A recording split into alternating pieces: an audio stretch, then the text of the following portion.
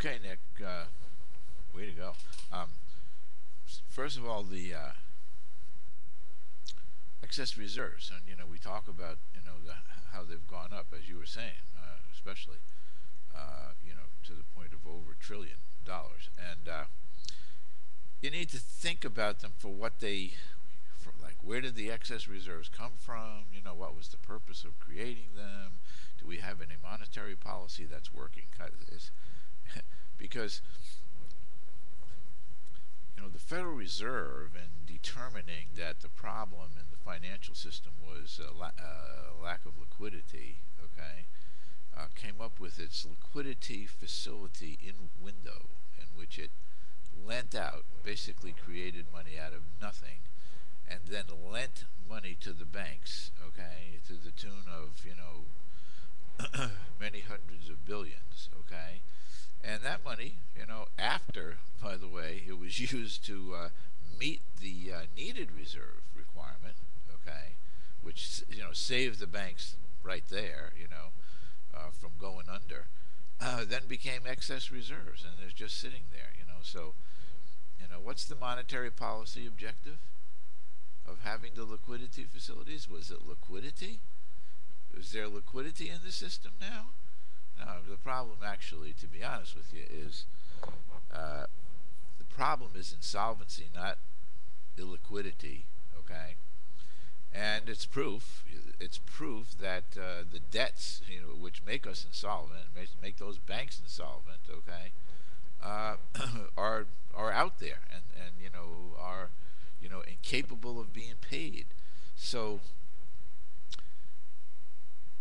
the obligations of the banks, if they take those and pay into their losses, okay, with money that they've gotten from the Federal Reserve that it created out of nothing, on the full faith and credit of the people of the United States, because why? Because their debt's payable in dollars. You can see that part that I'm mentioning every once in a while of what's going on the great settlement of accounts that's been caused by the financial collapse, manifesting itself as monetary insolvency. Okay, now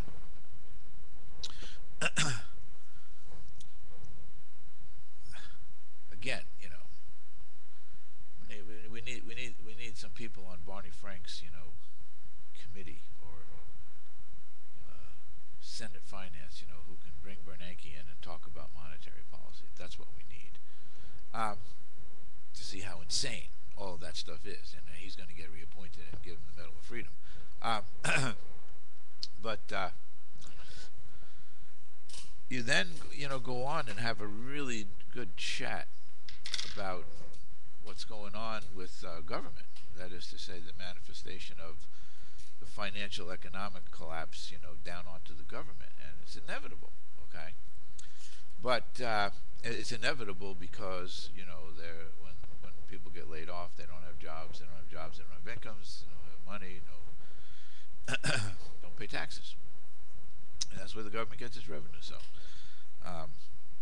at least all the states and municipalities are, victimized by the failure of the money marketeers, okay, to keep the economy going. But it's just that it's a natural thing. I mean, there isn't anything that any government can do.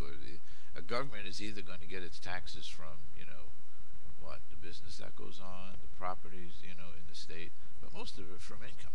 That's what government's going to do.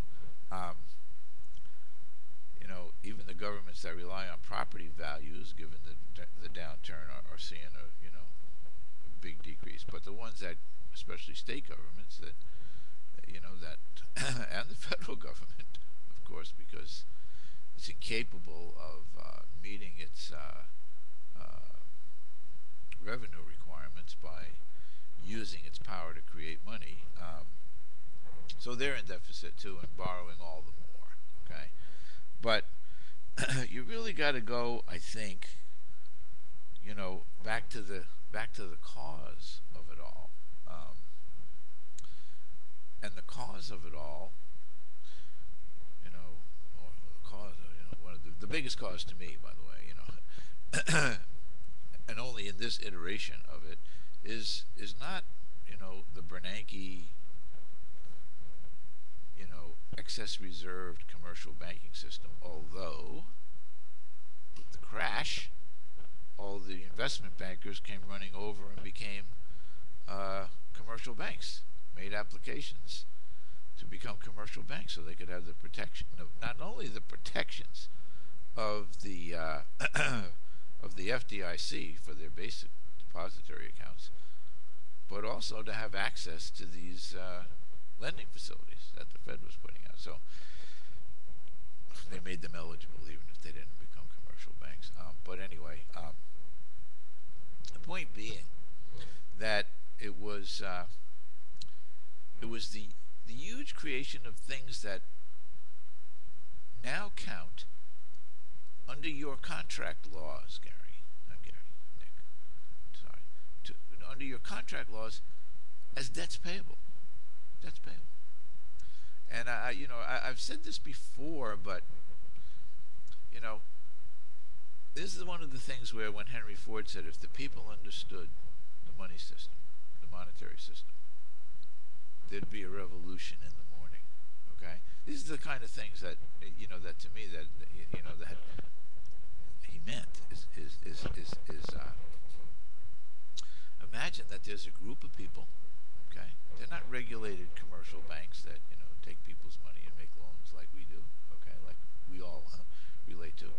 They're a private group of capital marketeers. Okay, and they sit around, they create things, vehicles, investment vehicles.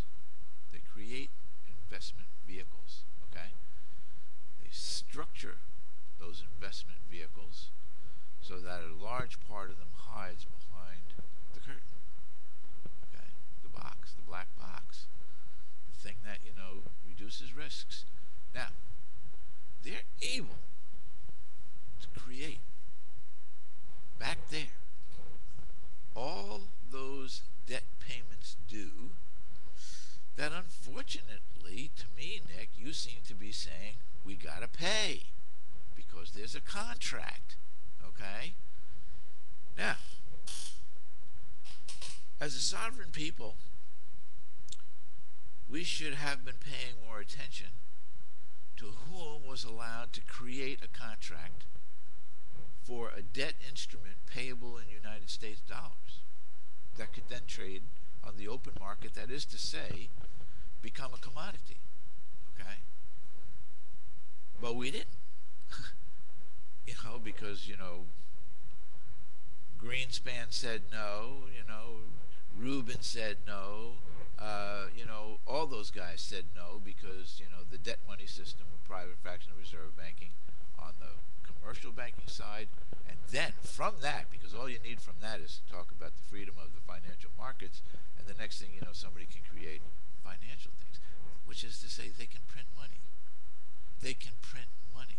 They can print IOUs. And that's what they've done. They've created all these things, Nick, okay? And they haven't produced anything. They haven't produced anything. The financialization of our economy, the lack of wages to pay. The Marxists talk about the curves between the supply of money and wages that was growing in tandem, that is to say,